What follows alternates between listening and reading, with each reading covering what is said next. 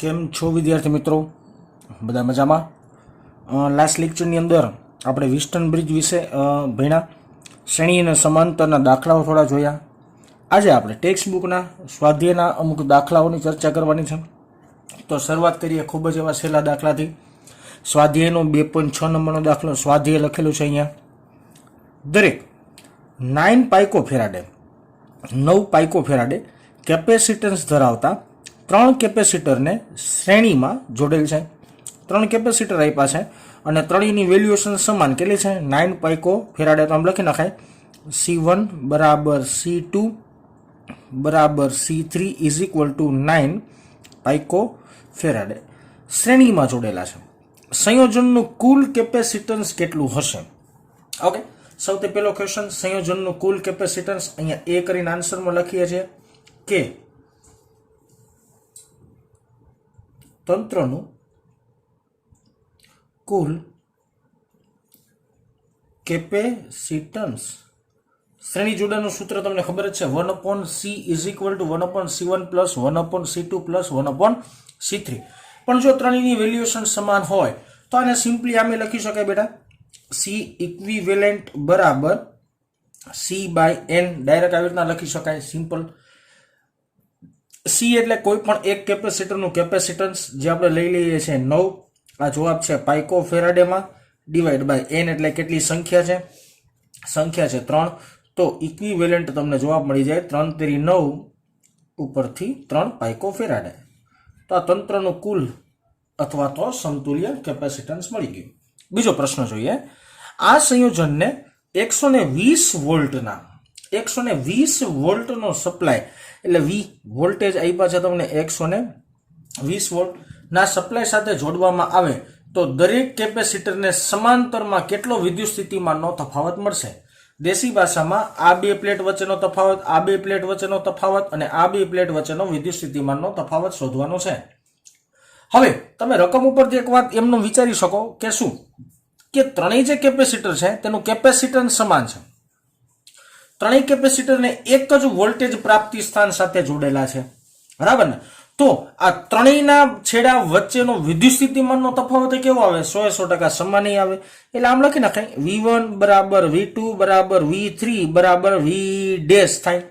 આપણે V dash શોધી લઈએ. જે V ડેશ મળે ને એ ત્રણેયનું વિદ્યુત સ્થિતિમાન 100% હોય. ઓકે, તો અહીંયા બી નો આન્સર લખીએ સિમ્પલ, કે અહીં પેલા થોડુંક થિયરિકલ પોર્શન લખી નાખીએ. અહીં ત્રણેય કેપેસિટરના કેપેસિટન્સ સમાન હોવાથી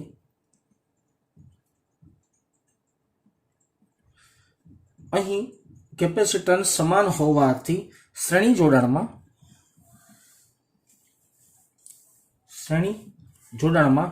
ત્રણેય માટે વિદ્યુત સ્થિતિમાનનો તફાવત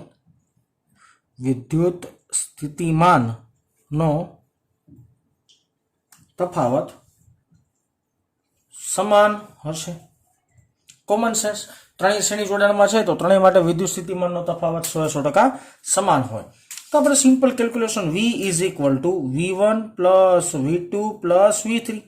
આ સમીકરણ આપણી પાસે છે જ, ન હોય તો એમને ખબર પડી જાય કે આ એક વોલ્ટેજ છે આ ત્રણેયની અંદર સમાવાના હશે, એટલે કે ત્રણેયના વોલ્ટેજનો સરવાળો એ આના વોલ્ટેજ જેટલો મળવો જોઈએ. V આપણી પાસે 120 છે. V1 બરાબર આપણે V ડેશ ધાર્યું છે, V2 બરાબર V ડેશ ધાર્યું છે અને V3 બરાબર V ડેશ ધાર્યું છે. ઓકે, તો 120 બરાબર 3V dash. Okay, V dash ને આપણે સૂત્રનો કરતા બનાવીએ તો 120 ના છેદમાં 3, તો 4 તેરી 12 ઉપરથી V ડેશ જવાબ આવે 40 વોલ્ટ. એનો મતલબ એવો થયો ભાઈ, પહેલા કેપેસિટન્સના બે છેડા વચ્ચેનો વિદ્યુત સ્થિતિમાનનો તફાવત 40, બીજા કેપેસિટરના બે છેડા વચ્ચેનો વિદ્યુત સ્થિતિમાનનો તફાવત 40 અને ત્રીજા કેપેસિટરના બે છેડા વચ્ચેનો વિદ્યુત સ્થિતિમાનનો તફાવત 40 વોલ્ટ તમને મળશે. બહુ સિમ્પલ, બહુ ઇઝી દાખલો છે. આવો જ દાખલો પણ અહીંયા સમાંતર જોડાણ છે. સ્વાધ્યાયનો 2.7 નંબરનો દાખલો છે, સેમ વસ્તુ છે બધી, પણ ખાલી ચેન્જીસ કેટલો છે તો કે ખાલી વાતમાં સમાંતર જોડાણ કીધું છે, એને શ્રેણી નથી કીધું, એટલો ડિફરન્સ છે. શું છે વાક્ય રચના? ચાલો વાંચીએ આપણે. 2 પાઇકો ફેરાડે, પાઇકો એટલે યાદ રાખવાનું બેટા 10⁻12 થાય, પાઇકો એટલે 10⁻12 થાય, યાદ જ હોવું જોઈએ, જો કે 11 થી યાદ જ હોય છતાંય. 2 પાઇકો ફેરાડે, 3 પાઇકો ફેરાડે અને 4 પાઇકો ફેરાડે કેપેસિટન્સના 3 કેપેસિટરોને સમાંતર જોડેલા છે. હાલો આકૃતિ મેં ઓલરેડી દોરેલી જ રાખી છે. સંયોજનનું કુલ કેપેસિટન્સ કેટલું હશે? હાલો પહેલો પ્રશ્ન, તંત્રનું સમતુલ્ય અથવા કુલ કેપેસિટન્સ, જો કે સમતુલ્ય શબ્દ સારો લાગે, તંત્રનું સમતુલ્ય કેપેસિટન્સ સમાંતર જોડાણ છે તેનું સમીકરણ છે સી ઇક્વિવેલેન્ટ બરાબર C1 plus C2 plus C3. હાલો મૂકીએ કિંમત C1 બરાબર 2 વત્તા C2 બરાબર 3 અને C3 બરાબર 4 છે. તો 3 ને 2 5 ને 4 9, એટલે જવાબ આવી જાય સી ઇક્વિવેલેન્ટ બરાબર 9 પાઇકો ફેરાડે. આ સિમ્પલ એક જવાબ આવી ગયો. બીજો ક્વેશ્ચન વાંચીએ શું કહે છે. બીજો ક્વેશ્ચન, જો આ સંયોજનને 100 વોલ્ટના સપ્લાય સાથે, 100 વોલ્ટનો સપ્લાય એટલે વિદ્યુત સ્થિતિમાનનો તફાવત, વોલ્ટેજ આપી દીધા તમને, 100 વોલ્ટ આપી દીધા છે, સપ્લાય સાથે જોડવામાં આવે છે, તો દરેક કેપેસિટર પરનો વિદ્યુત ભાર કેટલો? કોમન સેન્સ છે, સમાંતર જોડાણ હોય તો બે છેડા વચ્ચેનો વિદ્યુત સ્થિતિમાન સમાન હોય પણ વિદ્યુત ભાર અલગ અલગ હોય, અને અહીંયા વિદ્યુત ભાર સમાન હોય, વિદ્યુત સ્થિતિમાન અલગ અલગ હોય. આ સિમ્પલ સમજી શકાય છે આપણે, બરાબર ને? ઓકે, તો પ્રેમથી અહીં બાજુમાં જ લખી નાખીએ બી માટે. સૌથી પહેલા લખીએ પેલા કેપેસિટર પરનો વિદ્યુત ભાર એટલે કે C1 માટે હાઉસ હોલ્ડ લખું છું બેટા હું. મારી પાસે સમીકરણ છે, શું સમીકરણ છે? Q1 બરાબર C1 ઇન્ટુ V.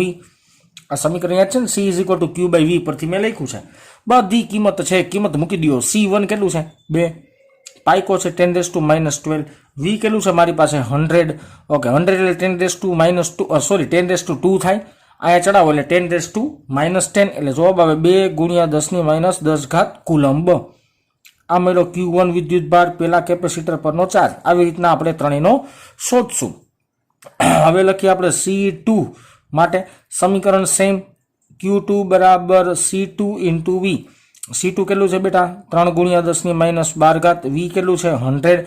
અહીંયા પાછી 10 ની 2 ગણી નાખો તો અહીંયા 10⁻10 થાય. 3 × 10⁻10 કુલંબ. બરાબર, એકમ મૂકતા ભૂલવાનું નહીં, અડધો માર્ક બોર્ડ વાળા કાપી નાખે, ભૂલી જાવ તોની વાત છે આ બધી. C3 માટે સમીકરણ છે Q3 is equal two C3 into V. કિંમત મૂકો 4 × 10⁻12 ગુણ્યા 100. ઉપર જેમ કરીએ છીએ એમ જ 4 × 10⁻10 કુલંબ. આ તમને મળ્યો વિદ્યુત ભાર. ત્રણેય કેપેસિટર પરનો ચાર્જ આવી રીતના મેળવી શકાય. આવા સહેલા દાખલા આગળ આપણા પાછા જોઈએ. ચાલો આગળ વધીએ. ચાલો આગળ વાત કરવાની હતી સ્વાધ્યાયનો 2.5 નંબરનો દાખલો છે. અહીંયા દેખાતું નહીં હોય બેટા, પણ આ છે સ્વાધ્યાયનો 2.5 નંબરનો દાખલો. શું છે? વાંચીએ રત્ના, વાંચીએ. પ્લેટો વચ્ચે હવા હોય, શું ચોખવટ સાંભળજો, પ્લેટો વચ્ચે હવા છે અત્યારમાં, તેવા સમાંતર પ્લેટ કેપેસિટરનું કેપેસિટન્સ 8 પાઇકો ફેરાડે છે.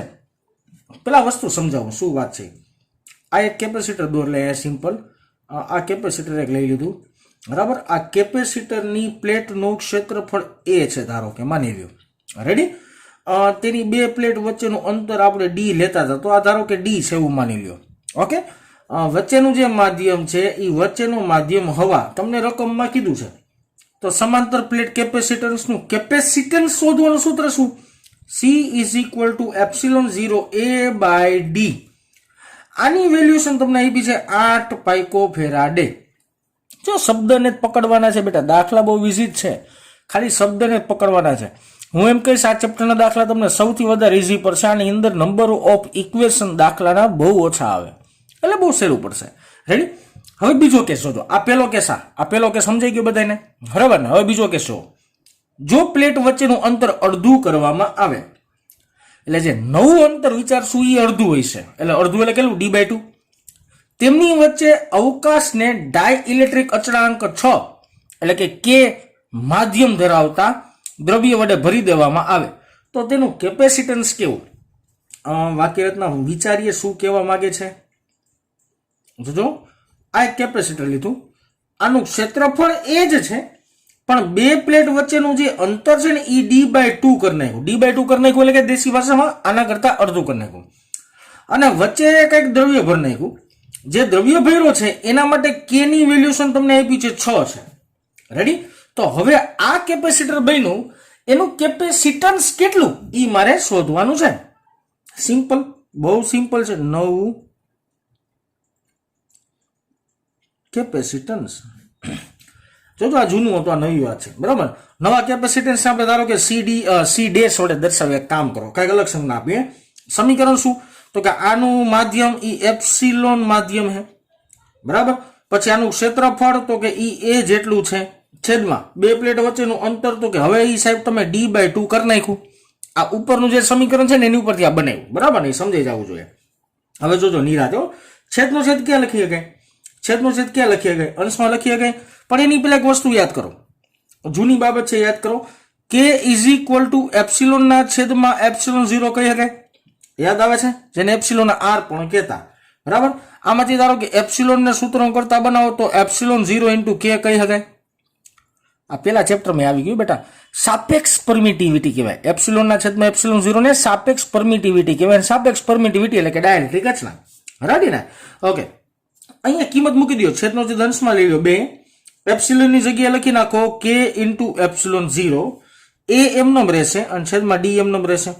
હવે જો epsilon 0 a/d, epsilon 0 a/d, c' = 2 k એમનેમ.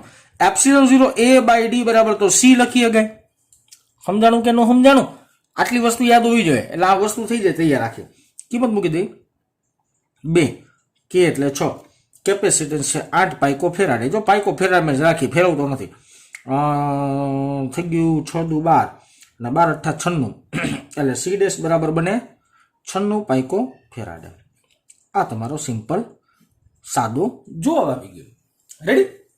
ત્યારબાદ 2.10 વિશ્વનો સૌથી મોટો દાખલો છે, બરાબર ને? ધ્યાન આપજો ખાસ. શું વાક્ય રચના છે? 12 પાઇકો ફેરાડેનું એક કેપેસિટર 50 વોલ્ટની બેટરી સાથે જોડેલું છે. એટલે સૌથી પહેલા તમને શું આપી દીધું? તો કે અહીંયા લખી નાખીએ કેપેસિટન્સ આપ્યું. કેટલું આપ્યું? 12 પાઇકો ફેરાડે. પાઇકો એટલે 10⁻12 ફેરાડે. રેડી? 50 વોલ્ટની બેટરી. v બરાબર તમને આપ્યું 50 વોલ્ટ. કેપેસિટરમાં કેટલી સ્થિતિ ઉર્જા અથવા તો સ્થિત વિદ્યુત ઉર્જા સંગ્રહ પામશે? સ્થિત વિદ્યુત ઉર્જાનું મારી પાસે એક જ સમીકરણ છે. કેપેસિટરમાં સંગ્રહિત ઉર્જા. જો કે આના 3 સમીકરણ છે, પણ આપણે મેં તમને આની પહેલા એકવાર વાત કરી કે પ્રચલિત સમીકરણ એક જ છે. પ્રચલિત એટલે ઘણી જગ્યાએ વપરાતું એવું બેટા. 1/2 cv². મૂક બધી કિંમત. 1/2 c બોલે તો છે 12 × 10⁻12. v² બોલે તો થાય 50 નો વર્ગ. આખું સાદું રૂપ આપશો એટલે જવાબ આવશે 150 × 10⁻10 જૂલ. આને તમે અલગ અલગ ફેરવી શકો, અલગ અલગ ફેરવી શકો. મીન્સ કે આમાં 1.5 કરું તો 10⁻60 થાય. ચોપડીમાં એવો કંઈક આન્સર હોય. 1.5 કરશો 10⁻60 થઈ જાય. એ બધાને ખબર પડતી હોય તો એમાં બહુ ઊંડાણમાં નહીં, જરાય ઊંડાણમાં પડતો નથી, જે તમને ઓલરેડી ખબર જ હોય. ઓકે, ત્યારબાદ વાત કરીએ એના પછીના દાખલાની, જે આપણી ટેક્સ્ટ બુકનો સ્વાધ્યાયનો દાખલા નંબર 8 છે. 8 અને 9 બે દાખલા એકી સાથે જ ગણવા પડે તો જ એ બે સમજાશે. એટલા માટે મેં એક નાના એવા ભાગની અંદર બે દાખલા સમાડી દીધા છે. શું કે છે વાક્ય રચના? ચાલો વાંચીએ વાક્ય રચના. બહુ સિમ્પલ દાખલા છે, જો કે રકમ તમને દેખાતી હશે. શું કે છે? બે પ્લેટો વચ્ચે હવા હોય. પેલા જોજો, સાંભળજો, આ વાક્ય રચના વિચિત્ર છે, નિરાતે સમજવાનું. બે પ્લેટો વચ્ચે હવા હોય તેવા સમાંતર પ્લેટ કેપેસિટરમાં દરેક પ્લેટનું ક્ષેત્રફળ આટલું છે. ઓકે, જ્યારે બે પ્લેટમાં વચ્ચે હવા હોય ત્યારની વાત છે, ત્યારે સમાંતર પ્લેટ કેપેસિટરની અંદર પ્લેટોનું ક્ષેત્રફળ આટલું છે. ઓકે, ક્ષેત્રફળ આપણે લખી નાખીએ a બરાબર 6 × 10⁻³ મીટર સ્ક્વેર કીધું છે. બે પ્લેટ વચ્ચેનું અંતર 3 મિલીમીટર છે. બે પ્લેટ વચ્ચેનું અંતર એટલે સ્મોલ d થાય. જે પૂછે તમને 3 મિલીમીટર. મિલીમીટરમાં તમારે કેમાં ફેરવવું પડશે? તો કે મીટરમાં ફેરવવું પડશે. એટલે 3 × 10⁻³ મીટર. આ કેપેસિટરનું કેપેસિટન્સ ગણો. Okay, done. કેપેસિટન્સ ગણતા તો આપણે આવડે છે. ઓકે, c = એપ્સિલોન 0 a/d સમીકરણ પરથી કેપેસિટન્સ ગોતવાનું સમીકરણ. એપ્સિલોન 0 એટલે 8.854 85 લખી નાખો હાલે ગુણ્યા 10⁻12 એ આપ્યું તમને 6 ગુણ્યા 10⁻3 ના છેદમાં ડી આપ્યું તમને 3 ગુણ્યા 10⁻3 કેપેસિટન્સનો જવાબ આવી જાય નિયર અબાઉટ, હું ડાયરેક્ટ જવાબ જ લખું બેટા, બરાબર ને, 18 પાઇકો ફેરાડે. આખું કેલ્ક્યુલેશન કરશો જવાબ આવશે 18 પાઇકો ફેરાડે. રેડી? આખી વાત, આ પહેલી વાત પૂરી. અહીંયા ધ્યાન આપજો. એક પ્રશ્નનો આપણે આન્સર દઈ દીધો. બીજો પ્રશ્ન વાંચીએ. જો આ કેપેસિટરને 100 વોલ્ટના સપ્લાય સાથે જોડવામાં આવે, 100 વોલ્ટનો સપ્લાયનો મતલબ દેશી ભાષામાં તો કે બેટરી જોડી દેવાની 100 વોલ્ટની હોવી જોઈએ. સપ્લાય સાથે જોડવામાં આવે ત્યારે દરેક પ્લેટ પરનો વિદ્યુતભાર કેટલો હશે? ઓકે, વિદ્યુતભાર ગોતવાનો છે ને, C = Q/V પરથી. Q = C × V. C × V મૂકો કિંમત. C કેટલું મળ્યું? 18 પાઇકો ફેરાડે હે, એટલે 10⁻12 અને વોલ્ટેજ તમને આપ્યા 100, 10⁻2 કરીને ઉપર ચડાવી દો એટલે 18 ગુણ્યા 10⁻10 કુલમ જેટલો વિદ્યુતભાર મળે. જોજો આ વિદ્યુતભાર ક્યારે મળે એ એક વસ્તુ પાછી રિપીટ કરો કે જ્યારે બે પ્લેટ વચ્ચે હવાનું માધ્યમ હોય ત્યારે તેના પરનો વિદ્યુતભાર આટલો થાય. આટલો એટલે 18 ગુણ્યા 10⁻10 કુલમ જેટલો થાય. ઓકે, એક દાખલો પૂરો થયો, એક વાક્ય રચના પૂરી થઈ. સિમ્પલ વિચારવા જેવી વાત હતી. ઓકે, હવે બીજી વાત કરીએ આપણે. સિમ્પલ દાખલા નંબર 2.8 એટલે આની ઉપરથી આ દાખલો છે, બરાબર. દાખલા નંબર 2.8 આપેલા કેપેસિટરમાં 3 મિલીમીટરની જાડાઈ એટલે દેશી ભાષામાં આપણે ડી જ કહીએ, જાડાઈની માઇકાની પ્લેટ જેનો ડાઇલેક્ટ્રિક અચળાંક 6 હોય, એટલે કેનું મૂલ્ય જેને 6 હોય, માઇકા એટલે અબરખ થાય, ધાતુ છે, બરાબર ને, અબરખ થાય. કેપેસિટરની બે પ્લેટ વચ્ચે જ્યારે આટલી જાડાઈમાં માઇકાની જાડાઈ બેની હરખી છે, તમે જોઈ શકશો, પણ કેવડી પ્લેટ નાખવાની? માઇકાની પ્લેટ નાખવાની જેનો ડાઇલેક્ટ્રિક અચળાંક કેટલો છે? 6 છે. ત્યારે વોલ્ટેજ સપ્લાય સાથે જોડેલો રહે અને વોલ્ટેજ સપ્લાય સાથે જોડેલો ન રહે, એટલે કે જોડાણ દૂર કર્યા બાદ દાખલ કરવામાં આવે તો દરેક કિસ્સામાં શું થાય? જો પ્રશ્ન આખો વાંચજો કે હવે વચ્ચે હવા હતી એની જગ્યાએ માઇકા નાખી દો, ડાયલેક્ટ્રિક અચળાંક એનો 6 છે. એકવાર બેટરી સાથે જોડેલો હોય ત્યારે શું થાય, અને એકવાર બેટરી સાથે ન જોડો ત્યારે શું થાય? આ બે જ પ્રશ્ન મેન. વોલ્ટેજ સપ્લાય સાથે જોડેલો રહે ત્યારે અને વોલ્ટેજ સપ્લાય સાથે જોડાણ દૂર કર્યા બાદ શું થાય, એ બે કિસ્સા મારે તમને સમજાવવાના છે. પેલા એક સિમ્પલ લોજિક તો પકડો કે જ્યારે હવા હતું ત્યારે કેપેસિટન્સ આ મળતું હતું. હવે વચ્ચે માઇકાનું પ્લેટ મૂકી દીધી મેં, તો હવે કેપેસિટન્સ છે ને બદલા. આ કોમન સેન્સ થઈ ગયું. પેલા હવા હતું ત્યારે કેપેસિટન્સ મળતું હતું તમને 18 પાઇકો ફેરાડે, પણ જ્યારે માઇકાની પ્લેટ વચ્ચે મૂકી દેવામાં આવી એટલે કેપેસિટન્સ બદલાશે. ઓકે, તો પેલા એ એક વસ્તુ મારે નોંધવી પડે ખાસ કે કેપેસિટરની બે પ્લેટ વચ્ચે માઇકાની શીટ દાખલ કરવામાં આવે તો નવું કેપેસિટન્સ, કારણ કે હવે આના જેટલું કેપેસિટન્સ ન હોય બેટા, બદલાઈ જાય, બરાબર ને. ખબર જ છે ને તમને કે જ્યારે તમે ડાયલેક્ટ્રિક અચળાંક વાળું માધ્યમ રાખો ત્યારે કેપેસિટન્સનું મૂલ્ય વધે. એ કેવી રીતના ગોતી ગયા? C' = Kc. આ સમીકરણ છે કે K ગણું થાય, બરાબર ને. ઓકે, તો પ્રેમથી કિંમત મૂકીએ. હાલો, K એટલે કેટલું? 6. C એટલે જૂનું કેપેસિટન્સ શું હતું? જે હતું 18 પાઇકો ફેરાડે, તો 18 પાઇકો ફેરાડે જ રાખીએ. તો આનો જવાબ આવી જાય 108 પાઇકો ફેરાડે. અથવા તો આને અમે લખીએ કે બેટા 108 ગુણ્યા 10⁻12 ફેરાડે. જેમ લખો એમ લખી શકાય. તો આ બે જવાબ અત્યારમાં ધ્યાનમાં રાખવાના. રેડી? ઓકે, હવે વોલ્ટેજ સપ્લાય સાથે જોડેલો રહે ત્યારે, એટલે દેશી ભાષામાં જો એક કિસ્સો તમને સમજાવું ને સિમ્પલ, તો એ કિસ્સો શું કહેવા માંગે છે તો કે આ કેપેસિટરની પ્લેટ છે, આ કેપેસિટરની પ્લેટની વચ્ચેનું જે માધ્યમ છે ને એ કેનું રાખીએ? માઇકાનું રાખીએ, અને આ જ માધ્યમને આપણે બેટરી સાથે જોડી રાખીએ. હા બરાબર, બેટરી આ વોલ્ટેજ આપી દીધા તમને, એના કેટલા આપ્યા છે વોલ્ટેજ? 100 વોલ્ટ આપ્યા હતા, ઉપરની રકમ પ્રમાણે જ લેવાના છે. 100 વોલ્ટ રાખ્યા, અને આનું ડાયલેક્ટ્રિક માધ્યમ K બરાબર છે 6, અને આનું કેપેસિટન્સ તમને C' મળ્યું તમને 108 પાઇકો ફેરાડે. રેડી આટલી વાત?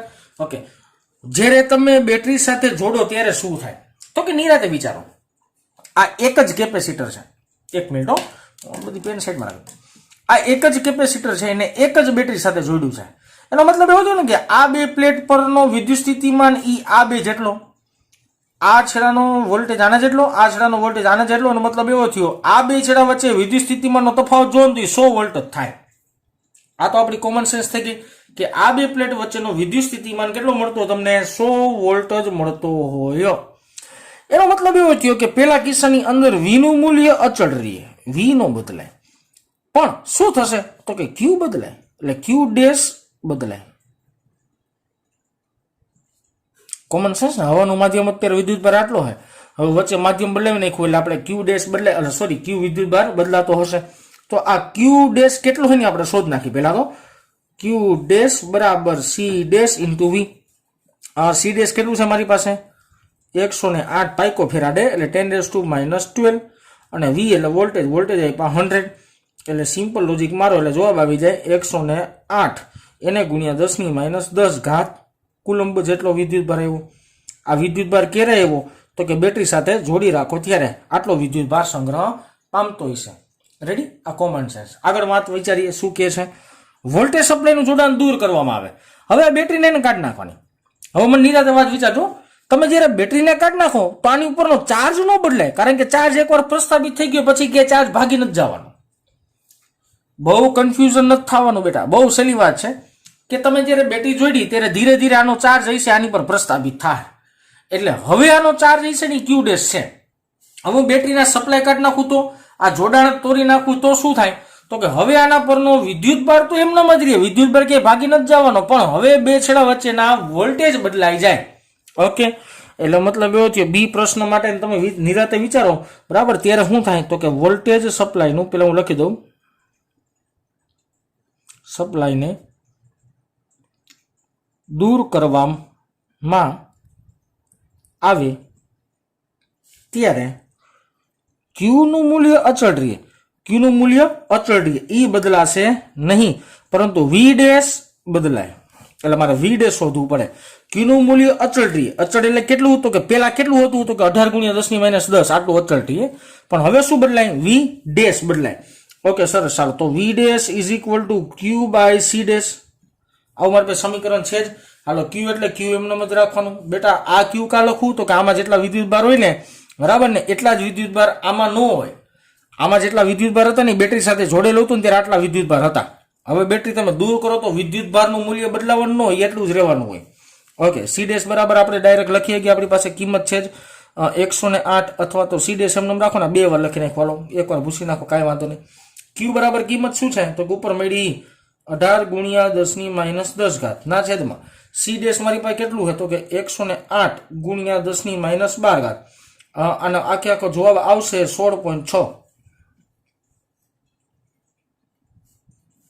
હવે વોલ્ટેજ કેટલો મળી ગયો 16.6. એનો મતલબ એવો થયો બેટરી જોડેલી રાખો ત્યારે વિદ્યુત ભાર પ્રસ્થાપિત થતો હોય એટલે વિદ્યુત ભાર વેરિયેબલ હોય, બદલાય, અને જ્યારે તમે જોડાણ હટાવી દો હો ત્યારે એનો વિદ્યુત સ્થિતિમાન બદલાતો હશે. ચાલો હજી આની પછી આગળ દાખલા જોઈએ અમુક ટેક્સ્ટ બુકના.